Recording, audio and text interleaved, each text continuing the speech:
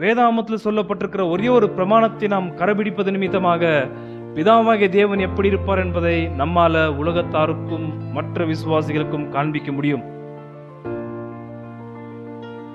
இந்த ஒரே ஒரு கட்டளை 2ஆம் அதிகார வசனம் 8ல சொல்லப்பட்டிருக்கிறது.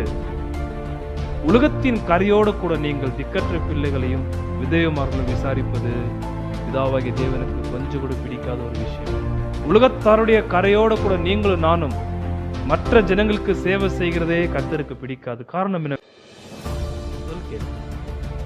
பொன் மோதிரமும் மினுக்குள்ள வஸ்திரத்தை தரித்த ஒரு மனுஷன், ஒரு ஐஸ்வர்யவான், ஒரு பணக்காரன், எதற்காக அவர் முதலாவது தேவாலயத்திற்குள்ளாக வந்தார்?